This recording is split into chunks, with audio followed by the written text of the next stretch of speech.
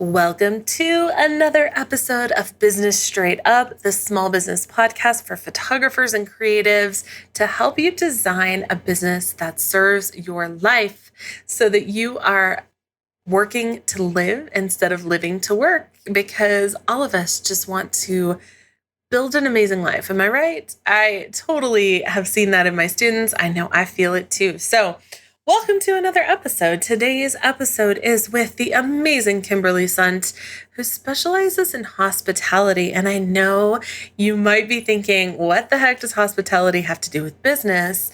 And I thought the same thing, but it has to do with client touch points, setting up an amazing client experience, reframing your mindset when it comes to marketing and how you look at that, and how you really set up your brand and what that looks like and how your clients feel and what they say and all of these things that take place when it comes to serving our clients and how to reach out to potential clients. There are so many amazing pearls of wisdom in this episode. I cannot wait to share it with you.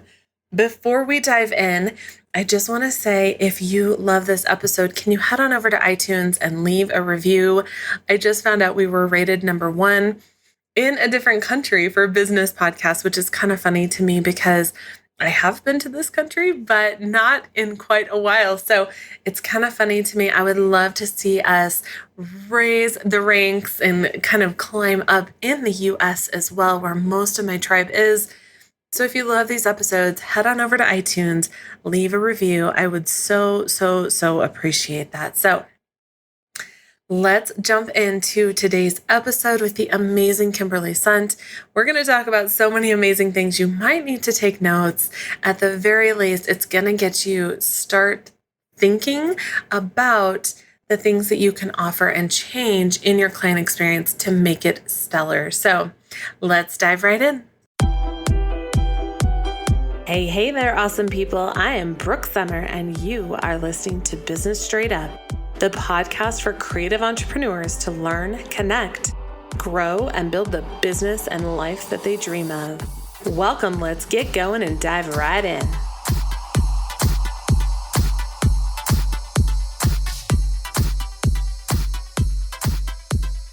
Welcome, amazing business owners, entrepreneurs, creatives, whoever you are. I am so glad that you're here today. I have an amazing guest today, and we are going to go through like client experience and marketing and retreats and all of this amazing information. Today's guest is the amazing Kimberly Sundt. Welcome, Kimberly. Thank you. I'm so excited to be here. Kimberly has over 25 years in hospitality, marketing, design, and events, and she knows how to create a customer experience that causes an emotional connection and strengthens your marketing, and it connects the dots for your customers and your clients, which is so important, and something that I feel so many of us kind of glaze over. So I'm so happy to have you here. First, can you tell me a little bit more about you? What has your journey looked like so far? What has brought you to where you are now? Absolutely. To start at not the very beginning, but I grew up in North Carolina. Went to school. I'm a hardcore Tar Heel. And then after that, I traveled around the world for a couple of years, staying in about 300 different host families. It was an amazing way to learn about myself and learn about the world. And then ended up in Tucson, Arizona, was married, then wasn't married. And I moved to Manhattan just because I was like, okay, I want to go back east. And if I don't go to New York now, I probably never will. So let's go try that. So I lived in New York for about 7 years. And this whole time I was in marketing, advertising, fundraising, a lot of time spent in the hotel world, hospitality, spas, golf resort, that sort of thing. And I was head of travel and tourism for a PR firm in New York, where I had great clients like Four Seasons, New York, and Halekulani in Hawaii, and San Isidro Ranch, and really got to spend a lot of time in that luxury world. And then after I did that, I had another position in sales and marketing. And then I'd kind of done my job at this last company. It's called Abigail Kirsch, great company. And I said, Jim, the owner, I said, I think I've done what you wanted me to do. And now I'm not sure what's next. And he said, you know what? I agree with you. It was 2 years. And he said, I've heard you want to go out on your own. I said, I do. And he said, I think you should do it with my blessing. And it's just so funny what you put out there in the universe, because what I wanted to do was to go do something sort of unconventional in the hotel world. And the minute my boss and I had that conversation, a former employer hotel called me and said, hey, Kimberly, we have this crazy idea. We want someone who's going to combine marketing and operations and guest experience and sales and training. That was exactly what I told Jim that I wanted to do. That's crazy. Wow. So anyway, so that was in 2007. And I worked on my own, doing what I call project work for about 10 years. And then I thought I had my own business. In my mind, that was a business. But you know what? It was project work, and there's nothing wrong with that. I just remember a few years ago, I'd taken a little bit of time off, and I said, I think I want to, pivot or relaunch and reposition myself. And my boyfriend said, oh, I'm so excited. You're starting a business. I was like, excuse me, I've had a business for and he said, oh, okay. But now I realize I really didn't. I was just going from project to project to project. Mm-hmm. So the last couple of years have been brand new for me, because now I really have and am running a business. And it's so different. Yes, I absolutely love that. And I want to kind of circle back to something that you had said. You said, I did my job, so now what? And I feel like so many people get to that point. I know I have found myself at that point where, okay, I accomplished what I wanted to accomplish. So now what do I do? And we kind of reach the proverbial finish line where we think we're done, right? And then you're like, okay, where do I go now? And so many people kind of badmouth people for changing things up a little bit. And I feel like it's a part of growth. It's a part of life. And it's so important. Oh, I agree with you completely. And I think actually the people I sometimes feel a little bit sad for are those who don't. Because a little bit and you don't find new things, you're going to become stagnant, and you're not going to be as competitive in the marketplace if you don't push. Yes, that's so true. And Kimberly, I'm so sorry. We had a little bit of a breakup right there in our talk. You've the people that you feel sorry for. Can you just repeat that real quick? Oh, absolutely. Sometimes I almost feel sad for people who are they just haven't learned that if they will push those boundaries and try new things, even if they fail, they're going to be ahead of the game, and they're going to become better versions of what they're doing right now. A new thing I've started doing, and this is brand new for me, like in the past 2 weeks, I have made a decision that every day I am going to do something that has a risk of failure or rejection. Yes. Every day. It is a scary thing. But since you've done that and you have experienced that failure and rejection, are you getting more used to it and it doesn't bother you as much? Absolutely. And I'm getting more feedback and more interest and more excitement about what I'm doing from new people. Yes. I love, one of my coaches told me a while back, he said, failure is inevitable. It's going to happen. Why are you afraid to fail? Like, there is no, maybe I will fail. You will fail. It's going to happen. How you respond to that is what will determine where your business goes and where you go as a person. Absolutely. I was at a conference recently, and they showed a video of Sarah Blakely, who founded Spanx. Mm-hmm. And she was saying, as a child at the dinner table, her father would say to Sarah, and I guess her brother, every day, okay, what'd you fail at today? And it really taught her to take risk. I'll try to find that video clip and give you the link to it, because it's really inspiring. That's amazing. I'm writing that down right now in red ink, because I want to teach my kids that too. Like, oh yeah, that's great. That failure is okay. That it's not going to kill you. You're not going to die. It's not the end of the world, and that it will help you move forward in everything you want to do and take those risks. Absolutely. And, we've all been conditioned to be perfect, whatever that looks like. Mm-hmm. It's just, if that's something you can teach your kids, that it's okay to fail, then that's one of the greatest gifts you can give them. Oh my gosh, I am a total recovering perfectionist and I struggle with that so much. Like Me too. sometimes I won't even respond to clients because I don't have the perfect response right now, which is silly. And so I put it off for a day. And so I know it's totally silly and I have to catch myself in that over and over again.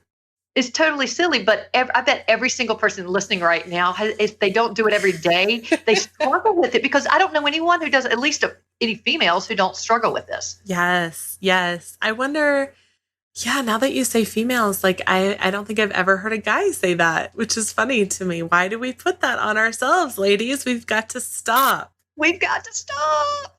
Oh my gosh, this is crazy.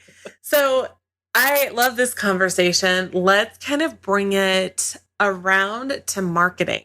When I survey my audience and I ask what they need help with, a very, very, very common answer is marketing, getting more clients, getting those website visitors to actually book your services or buy your products.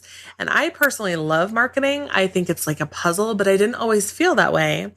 And I feel like so many creatives feel like marketing can sometimes feel shady, like a used car salesman. Mm-hmm. But the reality is that everything we buy has some sort of marketing attached to it in some way. The iPhone in your pocket is there because Apple marketed that product. They marketed their brand. So how is marketing different now than it was a few years ago or a few decades ago?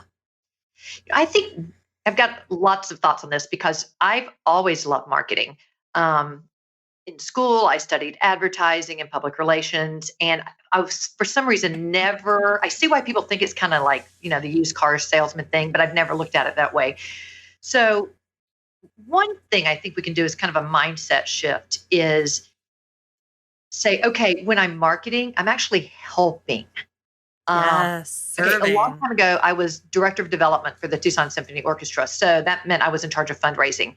And I don't like sales. I mean, I don't like to go out and sell, but so I had to like have my own mindset shift to say, okay, Kimberly, fundraising is just marketing. You've got these people and they're going to give their money to a nonprofit somewhere. Go help them figure out if this is the right place to give their money. You don't have to go strong arm them into it. Just say, here's what we're offering, and here's how I think it connects with you. The same thing when I was in PR. I couldn't stand to pitch editors and writers. But I thought, wait a minute, they need something to write about. I'm helping them.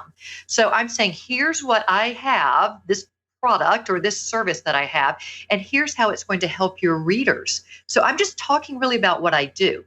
The other thing that I think is a huge shift in the way marketing used to be done is remember every single touch point that your clients have with your business and your service, every single touch point is part of your marketing. Mm-hmm. So your website is, but let's say you have a studio or a bricks and mortar shop. The experience they have as they walk in the front door, that's part of your marketing. The music that's playing, what everyone's wearing, how they're greeted when they come in, the emails that you send to them, every single touch point is a part of your marketing. And the great thing is sort of that, as opposed to, we still do ads and brochures, but I think we all know that our strongest marketing is word of mouth. And Yes. so if you can really define what your brand is and how your services, your brand, how it walks and it talks and who it talks to and where it goes. And you can really define that and make sure that all of your touch points stay on brand. Then you're going to start connecting those brand dots in your customers' minds. And once you do that, that's when they really start talking about you. And if you think about it, you've got to understand it. You've got to understand the company. Let's say it's a photographer. You really have to understand what she's all about and what makes her different and what makes her special with what she does. And then you can start talking about it. So connecting the brand dots is everything. Yes. And with being in an industry where there are so many photographers, everyone's a photographer now, right? Right. Why would someone come to you and pay you as opposed to the kid next door who just got a new camera? You have to think of these things. What sets you apart? What makes you different? And sometimes it is those little tiny things. Like I offer snacks in my studio, and it's my husband kind of teases me because they have to be like super special, pretty snacks. Of course, that's on brand.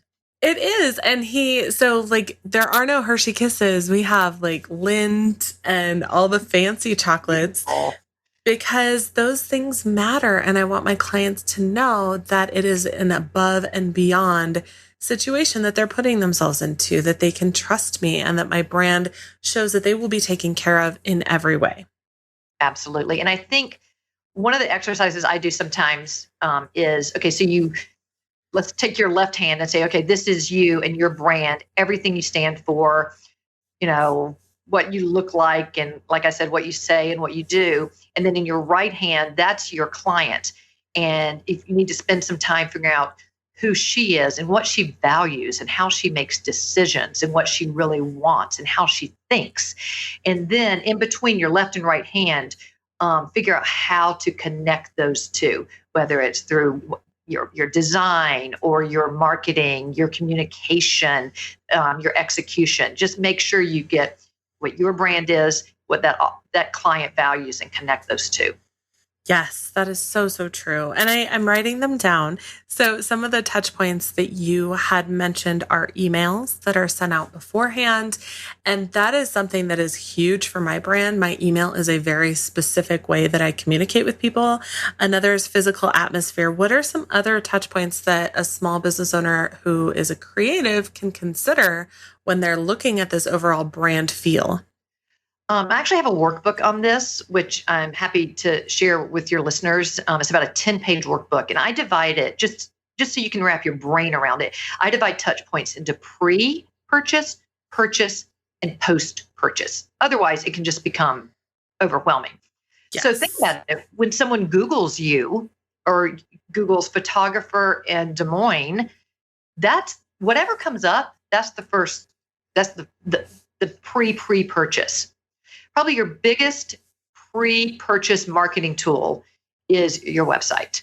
Oh Uh, my gosh, yes. it's just got to be. And then one of the things I recommend, I have another workbook which is about better understanding how your customers think. Um, it's you've got to walk through your website as your potential client, and you have to do On lots of everything devices. on Yes. all of your devices. Absolutely. And also, if you go in and look at emails from past clients or current clients, you're going to, if you really dig in there and dissect them, you're going to start finding the same question over and over, or little tiny pain points, or, oh, they might say, oh, thanks so much, Brooke, for showing me that because I was looking for it on your website and I couldn't find it. And that is a huge Find it red either. flag to say, where can I put that so that it's easier to find? Exactly. So, when you first, I'm just going to stick with photography for now. When you first deliver their proofs, how you do that. If you put things on your own social media, what does that look and feel like?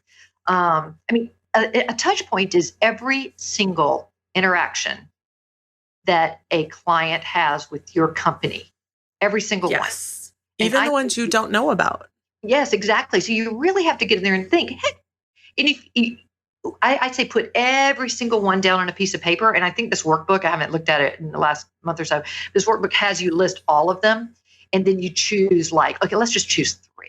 Okay. And make sure that those are doing what they need to do. And then it's amazing. It almost becomes contagious. You're like, oh, well, I fixed that. Oh, so this is easy to fix now. And it just, if you really address all the touch points, you do what we were talking about earlier, you really connect the dots and strengthen your own brand, which leads to customer chatter and more people talking about you and saying the things that you want them to say.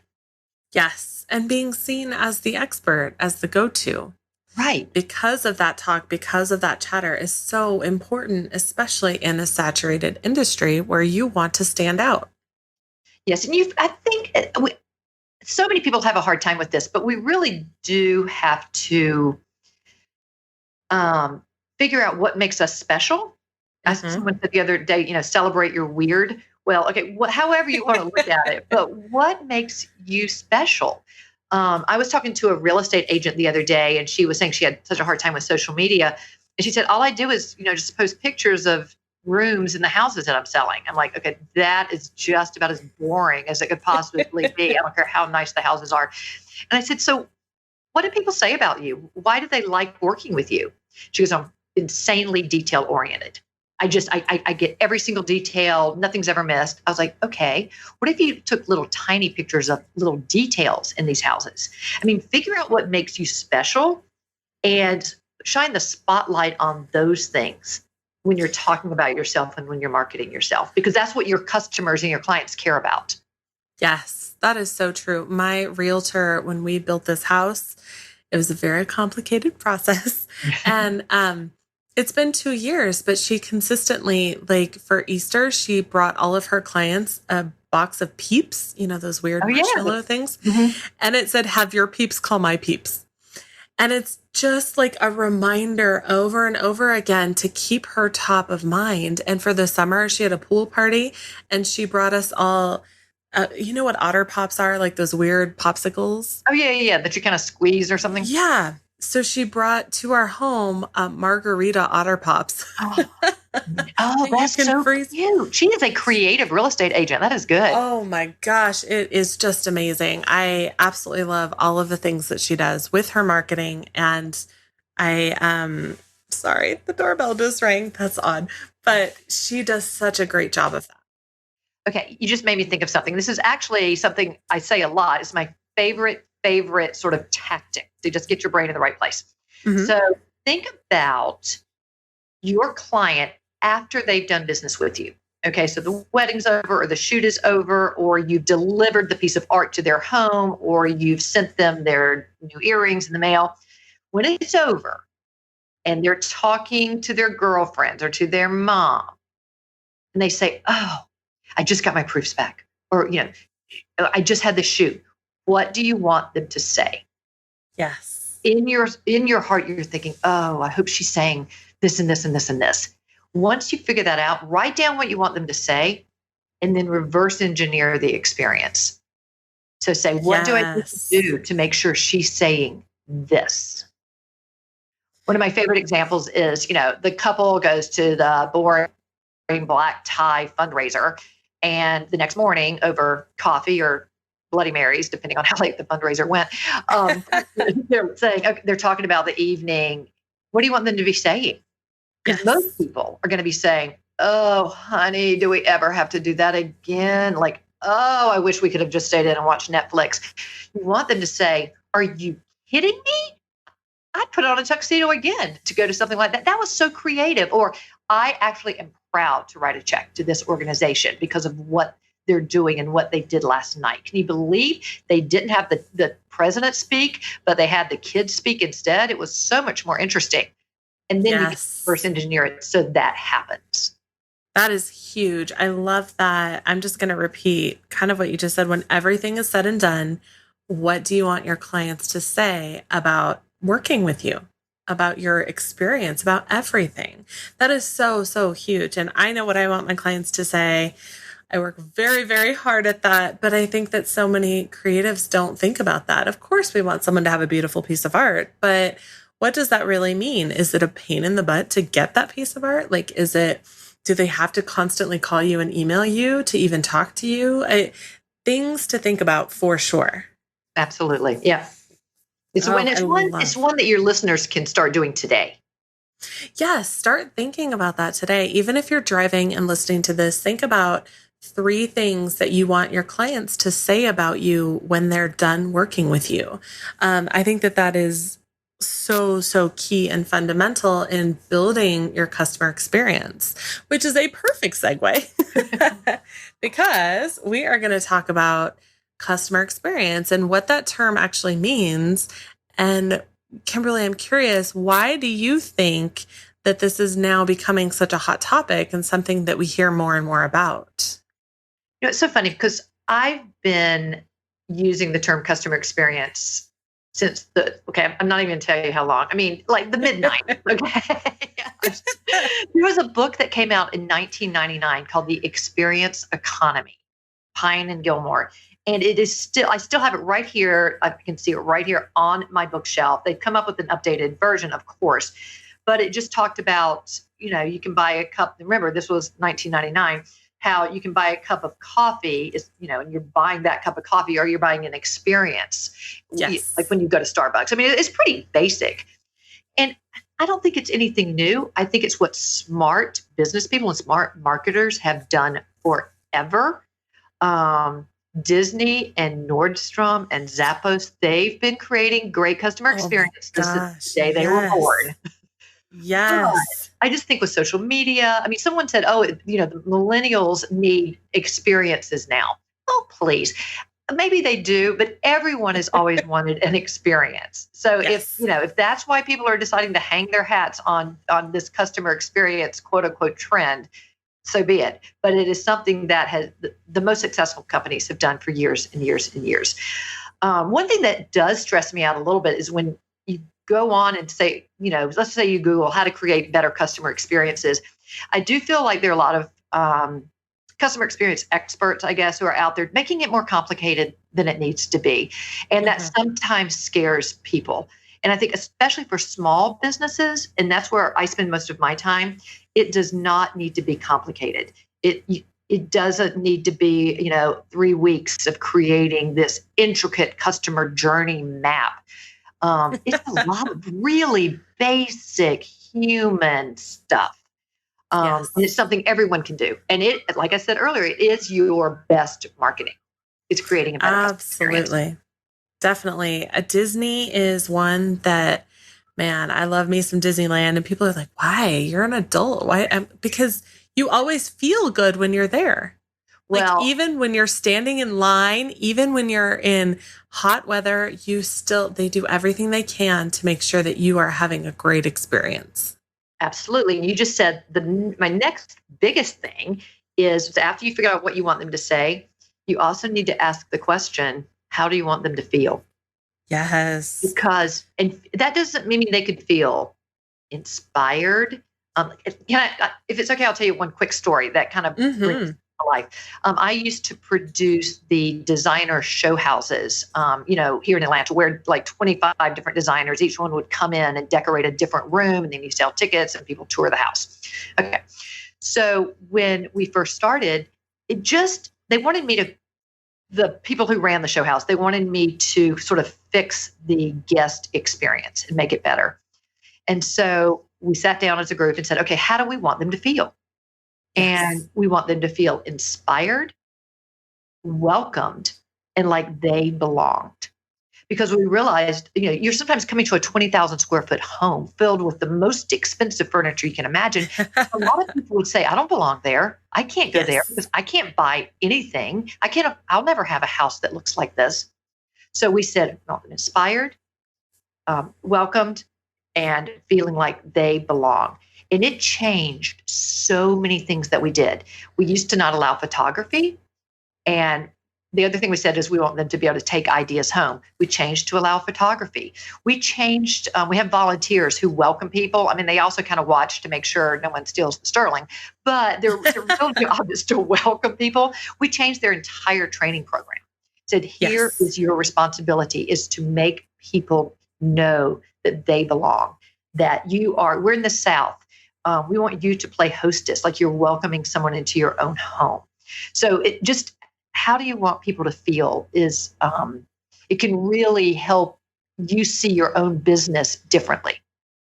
Yes. And I know that I had shared this with you previously. I don't think I've ever said this on the podcast, though, that there are tests where you can find your spiritual gifts. And Yes. it's kind of like a personality test too. But when I took mine, I was about 22. I didn't have any kids.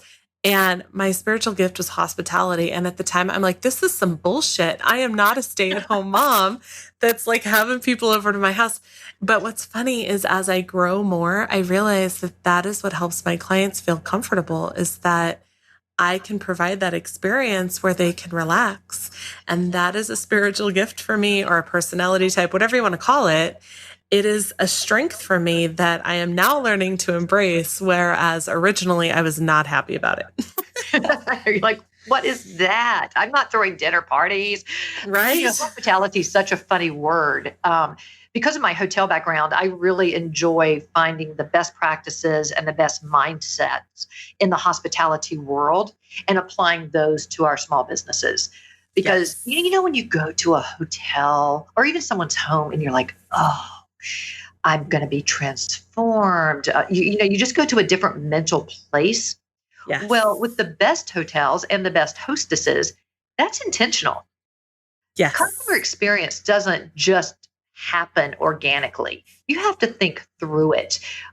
So the design of the room, where the front desk is, how you're greeted, what you're given when you check in, what magazines, what coffee table books, all of that is intentional. And it's to help create a certain feeling. And once you create that feeling, back to marketing, you create an emotional connection. If you can't create Yes. an emotional connection, you're never going to have the loyalty that you want from your clients. Yes. And so many of my students will share with me when I try to teach them to do something that it's not logical, when my clients don't really need that.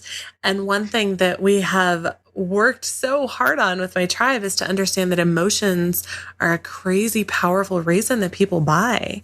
What are some of the ways that creative business owners can connect with their clients or potential clients emotionally? Okay, let me think for just a second. Sure.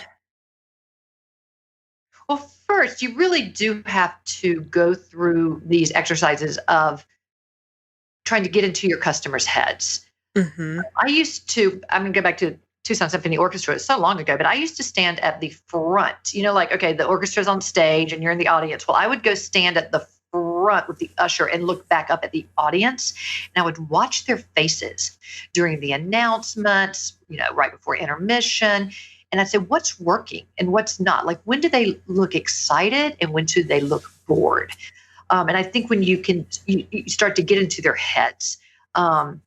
One time we did something where we had a sponsor and they got up and announced, here's what. Okay, this is a great example of old-fashioned marketing. We had a sponsor and they stood up and said, "Hi, we're the something something electric company, and we provide this and this and this, and we're so happy to sponsor the concert tonight." Okay, that's great. Okay, so we talked to him and said, "Next year, why don't you talk about the audience? They don't care about what you do. They've got No. your name, your logos everywhere. Talk about why you're here and why you care about the symphony. Hmm. Think about why they're here. I mean, these people have spent a decent amount of money to be here, and connect with them on a human level, on an emotional level. Don't talk about you.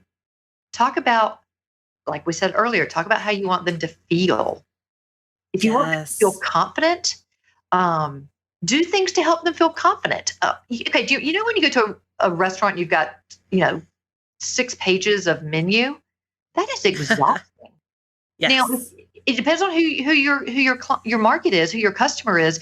But if you notice, often if you go to a spa or to a really relaxing resort, you have very few choices. That is Mhm. on purpose, because when you have fewer choices, you feel more relaxed. That A is connecting confused on an mind emotional level. says no. Yes. Oh my gosh. A confused mind says no. Sue Absolutely. Bryce says that all the time. That is so true. Simplify, simplify, simplify, and really exploring what is the why. Why do you do what you do? What is the story? Sharing those stories, being open, being vulnerable with your clients, and sharing a little bit about you. And obviously, you don't want to go into overshare mode like TMI and scare people away, but share some stories and the whys behind why you do what you do. Yeah, and we were talking about that whole perfection thing earlier. And I Hmm. think so many of us say, oh, for her to trust me and to hire me, they need to think I'm just the expert and I'm perfect. And I know everything. And that's not how it is anymore. Now we have so many choices that we want someone that we relate to, that we feel is another Yes. human being. You've got to have that human connection, or why would you're not going to hire someone, especially in an industry with creatives where you really need trust. Um, Yes. when someone hires me, I'm usually doing a consulting project or I'm coming in and doing a workshop. And it's very face to face and one on one. And we talk a lot. And they've got to trust me and think I'm going to work with their group. But if I don't ever show any of my human side, they're not going to have any idea if I'm a good fit or not. Yes. And to own your humanity, which includes mistakes. Absolutely. Because we all make mistakes. And I can't even tell you, like, sometimes one time I just forgot to order something for a client. It just slipped my mind and I was crazy apologetic. And I actually ended up buying her a free medal. Long story, but I gifted her something later and she still is like, this is the best experience I've ever had. And it didn't taint her view of me, but it was a reminder that I'm human and I messed up and I'm so sorry. And what can I do to make it right for you? Exactly. When you're on the phone with a customer service person, whether it's Yes. cable or travel, whatever it is, and you just know they're saying to you what they've been trained to say. They Oh may my not gosh, be screenshots. exactly reading from the script, but kind of. That Yes. that is just a fail. And if companies could just stop doing that, granted you have to hire right and train right, but when someone says to me, "Oh, you're right. That's a mess. Okay, let's figure this out. How are we going to solve this?" Yes. They're human. I'm like, "Okay, Yes. I know they're listening to me now." And you feel like they're on your team. Exactly. And that's their job. It's customer service. Their Yes. job is to be on your team. Yes. And as a business owner, you are customer service for your clients. Like that is part of your role in what you're providing. And if they don't feel like you're with them all the way, then you're missing out big time. Right. Um, I think another thing to keep in mind a lot, and we've talked about it a little bit, but is the whole brand consistency. So, for instance, if you had chocolates in your studio that didn't fit you and the experience you're providing, that would cause your the connection with your clients to just diminish just a little bit. And you do that enough Yes. where that brand those dots are not consistent. You do it enough and they just you're no longer defined in their There's minds. a huge disconnect. Yes. Absolutely. One of the things I really like to do, and it's so silly, but it works, I'll tell you, is I do a lot of vision boards just for myself. Hmm. And here's what I want, the type of house, and da da da. But I started doing vision boards for my clients. So I'd say, okay, with all the clients that I have, how do I want them to feel when they work with me? And I put up pictures of things that represent that. I have a lot of people going, "Oh yeah, I get it now," or pain or glass because details. And anytime I'm just stuck, I turn my head just right over here, 45 degrees, and I stare at that board. I'm like, okay, that's how my clients want to feel. Let's think about what I'm doing here.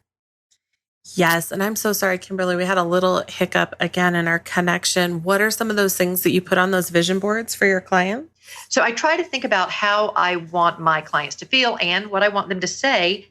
And I love magazines. So I cut pictures out and I put them up there. So it might be a girl who has this expression of, "Oh my gosh, I get it." Or someone popping champagne because she's celebrating, or looking through a magnifying Yes. glass because of the details, or someone just setting a beautiful table because my clients appreciate beautiful things.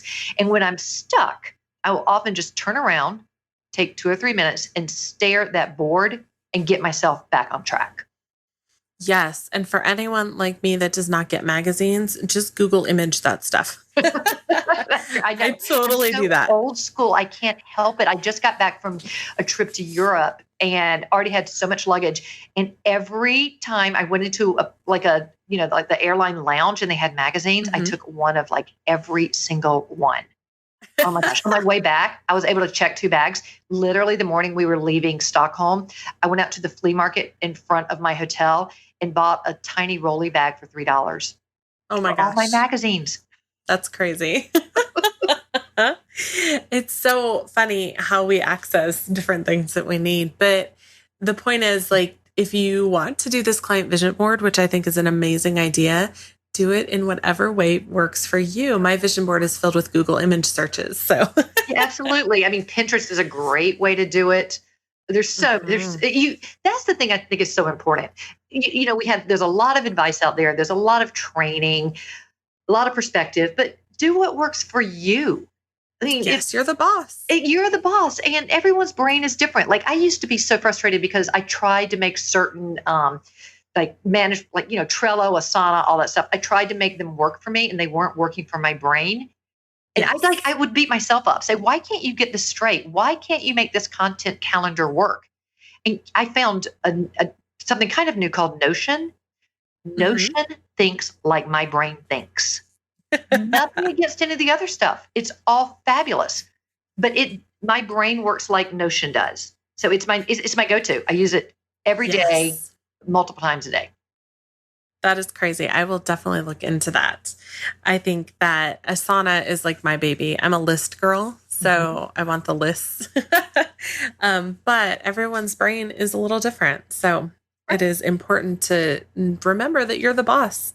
You don't have to do what someone else says. When you have your own business, you get to make that decision for you. Yes, you do. And you have to own it and feel good about it. When you're being grateful for this and that, say, I'm grateful that I'm such a good boss. Yes. We'll have a staff meeting later where we'll talk with the boss. That's right. So I believe wholeheartedly that we need to make that emotional connection with our potential clients. And I know that you do as well. But what does that look like for a small business that doesn't have $1 million marketing budget to flood someone with ads and commercials? How does that look in terms of our website and social media and things like that? I think the first way, I work with a lot of boutique hotels, and I really Hmm. think the first bit of advice I give them on creating an emotional connection is photography. And I know a lot of your listeners, I mean, you're a photographer, and that's not why I'm saying this at all. Photography images are so powerful. Yes. But I think, like, I would say, for instance, if your listeners, if you guys are ever doing any corporate type work, I recently had a wedding photographer do some corporate work for me. It was sort of a scary thing because all I had seen were wedding videos and wedding photography. But I had Yes. this feeling they got it, and Yes. we worked together. But I always ask your clients, especially for corporate work, to give you some type of creative brief and really explain, how do you want the viewer to feel when they see this? What emotions do you want them to have? What message are you trying to portray?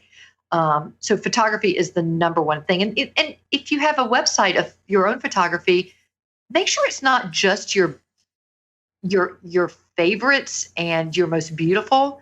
Make sure the photographs you're showing, some of them have emotion, is behind the Yes. scenes, and you see what it really feels like.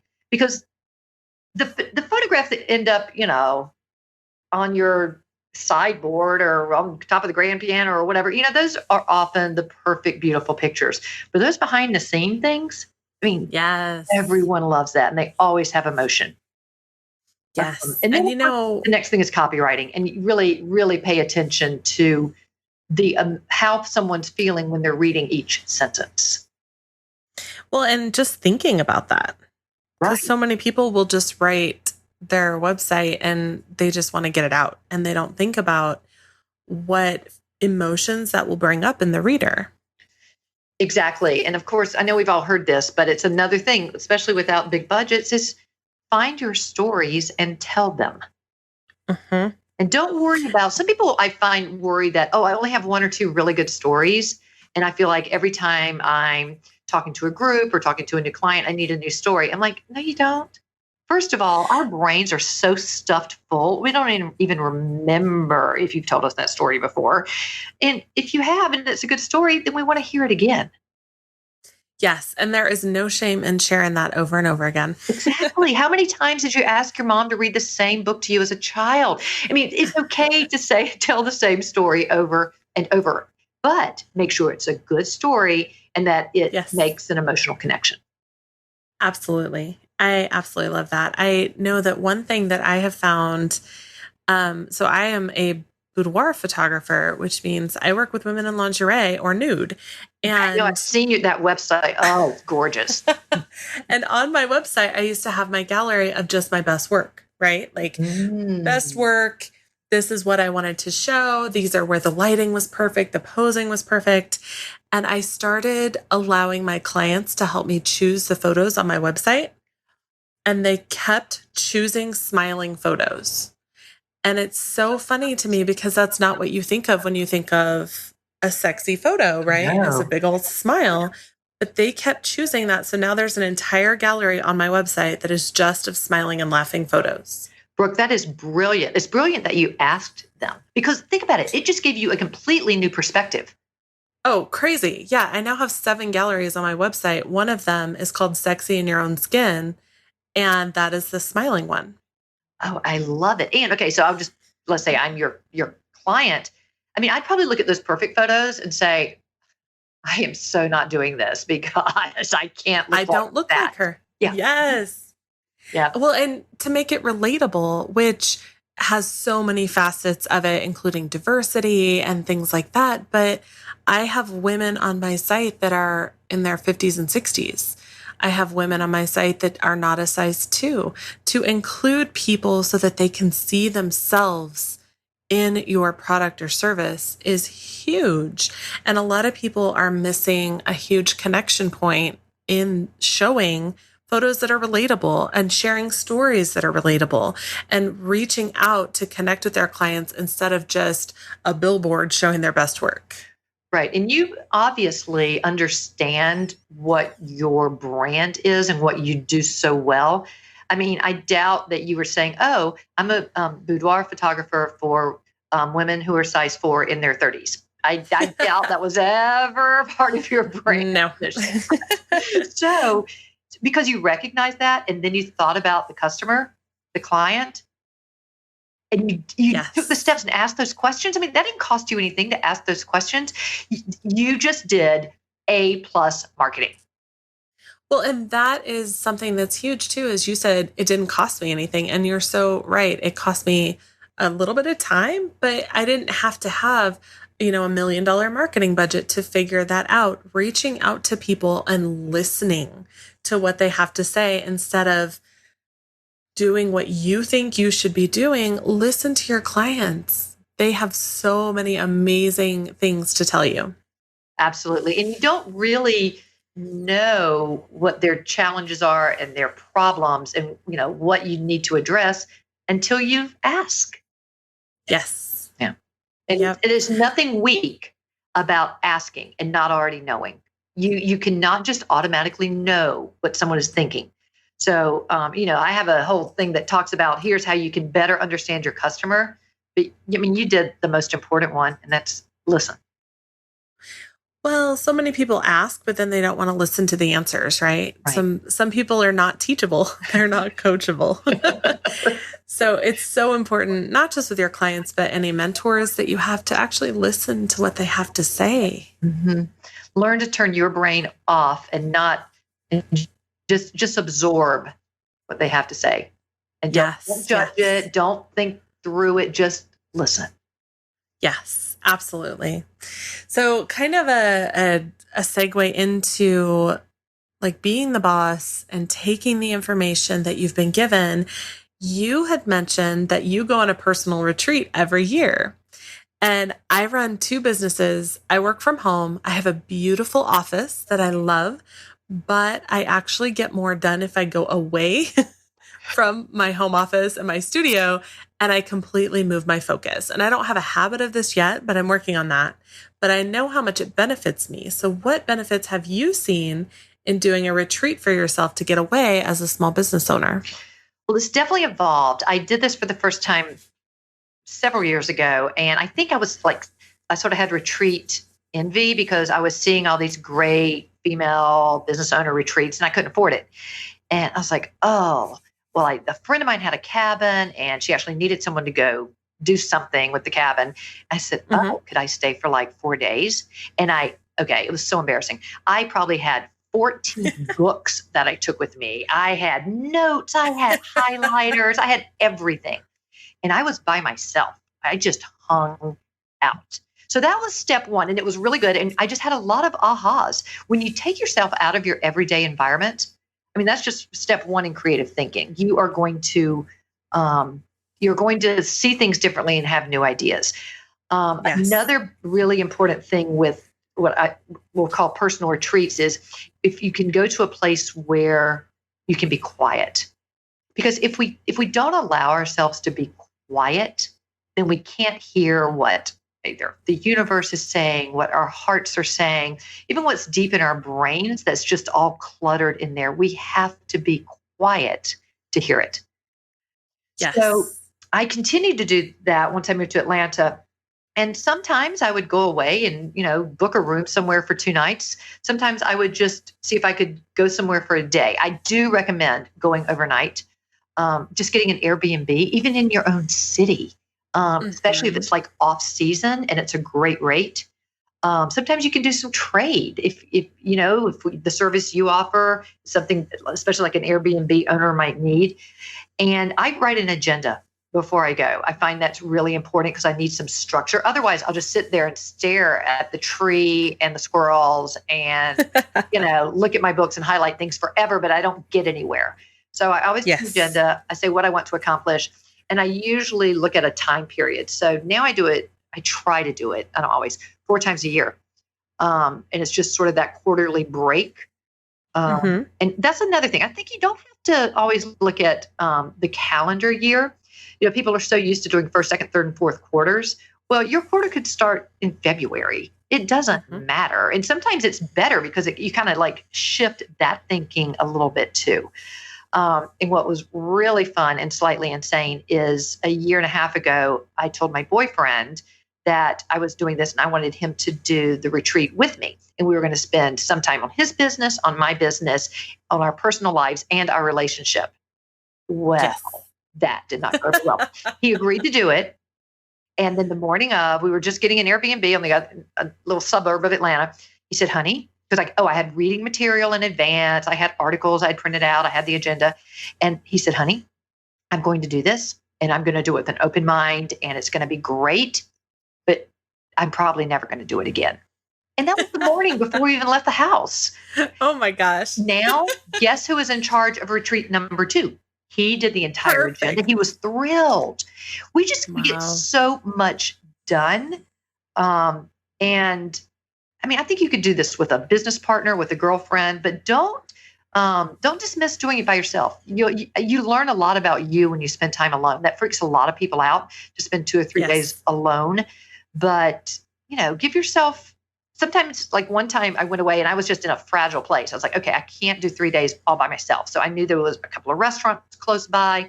This one Airbnb had live music across the street. I was like, okay, I can be entertained if I can't handle being by myself. Make it work for you. But Yes. it's really, I think if you do it once, you'll be amazed how valuable it can become. And it's seriously a part of your business strategy throughout the year. Yes. I find so much clarity when I get away from the things that I see every single day. And my husband that works outside of the home doesn't understand that because he wants to be at home, right?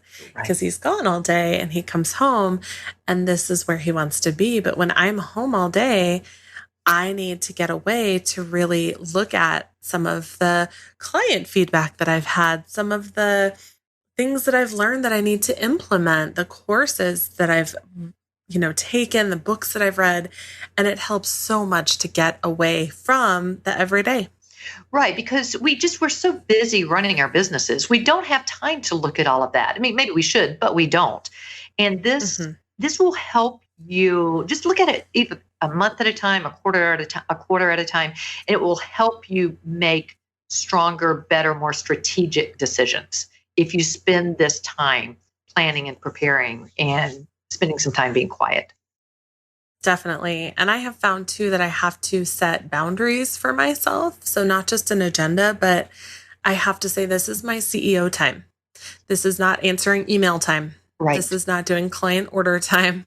This is CEO time. This is vision work. This is looking forward at all of the things that a CEO of a company would be looking at. They're not answering customer service emails. Exactly.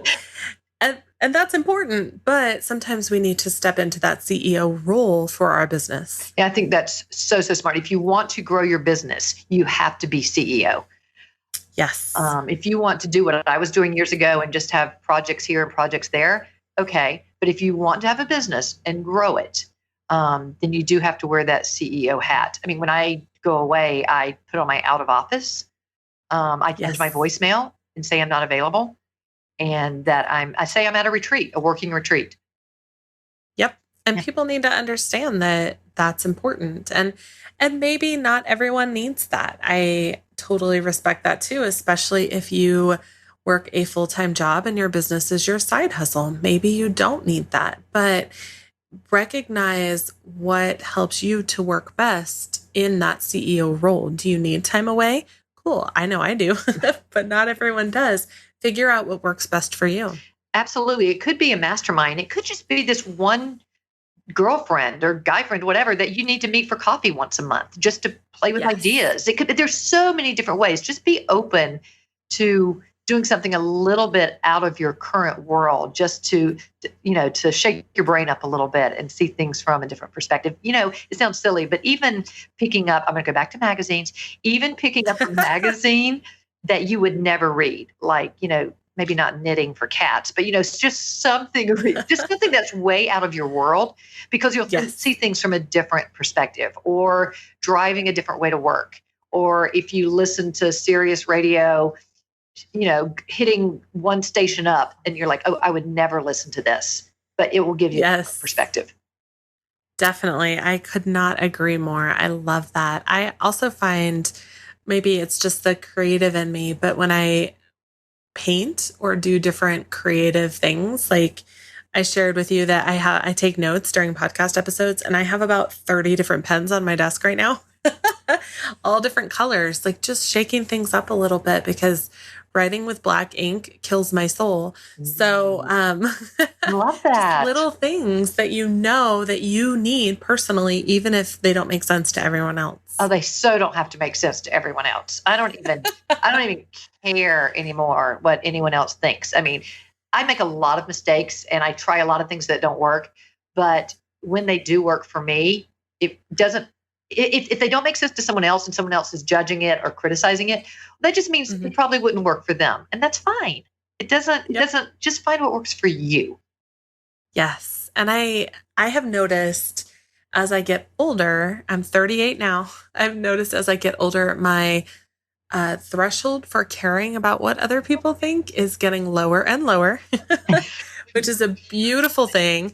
And I can't wait until I'm guessing at 40, where I just give it up completely and I just don't even care anymore, because no one, unless someone is paying your bills, they don't have a right to have an opinion on your life. No, they don't. Girlfriend, just wait until you hit 50. It is Oh, fantastic.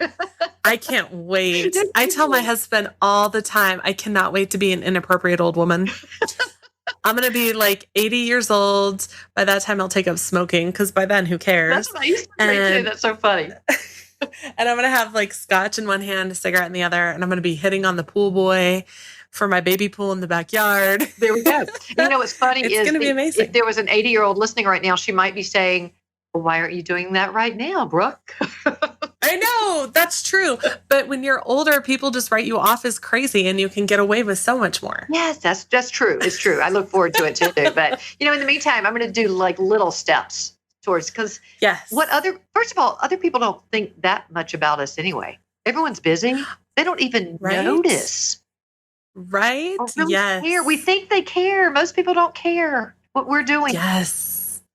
My husband is very much an introvert. And when he travels for work and has to go to conferences and has to do like the schmoozing cocktail hours, he tells me all the time, I just can't do this. I'm so nervous. Everyone's looking at me. And I said, think of it as a kindness that you are walking up to someone who probably also feels uncomfortable and saying hello to them. That is such good advice. And I bet it's helped him too, because again, we're talking about marketing and how you just don't like to do marketing, and think about it from the perspective of you're helping someone else. Yes. Same thing that he's It doing is at a the conference. kindness. That's great. He's helping It someone is a else feel better. service.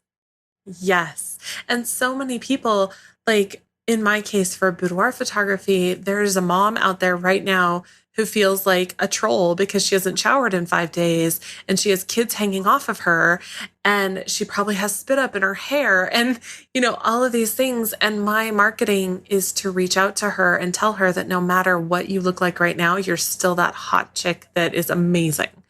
And that is a service. And if she chooses to do photos with me, awesome. I would love to have her. But even if she doesn't, I'm still serving her where she's at right now. Yeah, absolutely.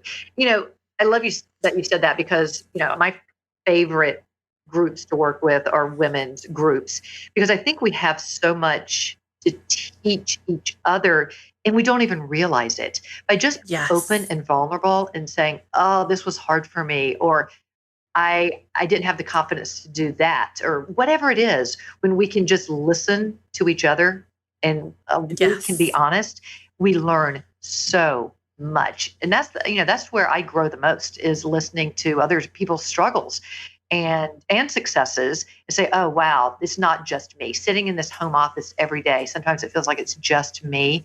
And whether I'm listening to someone who's 25 years old or someone who's 85 years old, there's something that resonates with me almost every single time when someone's being really vulnerable and honest.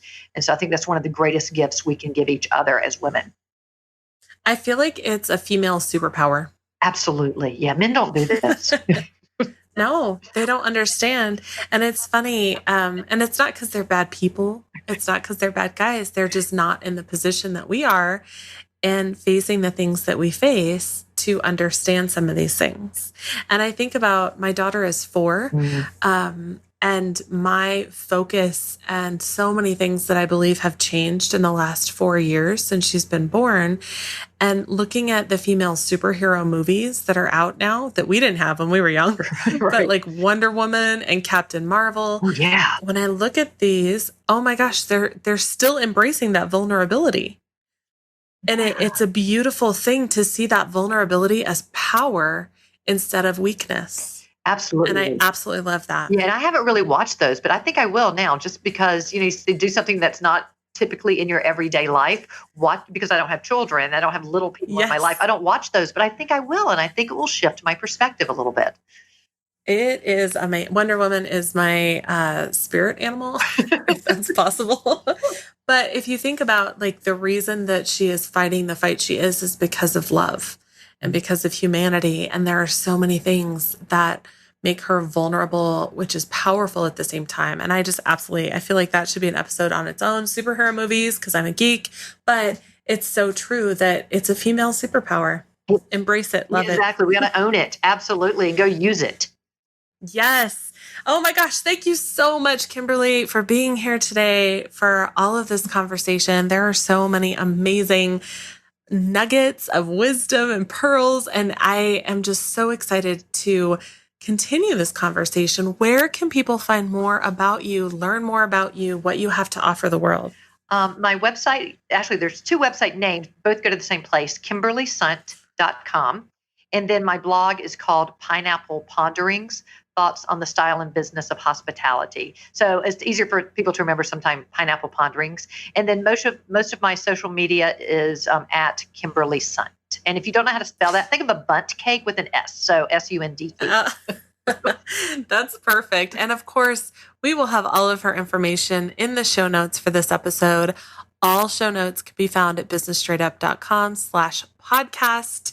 And you will see all of the episodes. Look for Kimberly's smiling face, the beautiful blonde. And we will share all of the things that we have gone over today in the show notes. If you loved this episode, I would so appreciate it if you would head on over to iTunes and leave a review. I know it takes some time, takes a couple minutes, but it helps us so much know exactly what we can do to serve you better, what we can offer you, the type of information that we can give.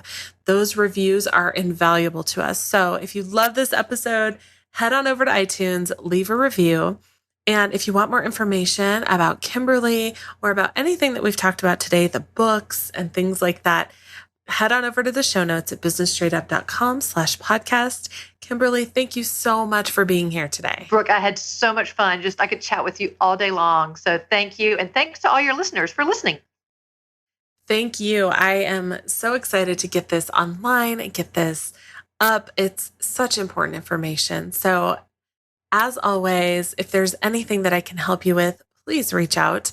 We have the Facebook community, we have the webpage, you can email me, but I would love to help you grow your business in a way that serves you and your family, however is best for you. So Reach out and have an amazing day today.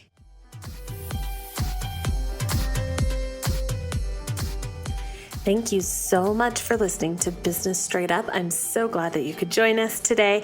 Check out the show notes for this and all of the episodes at businessstraightupodcast.com. And I can't wait to talk with you again. Have a great day.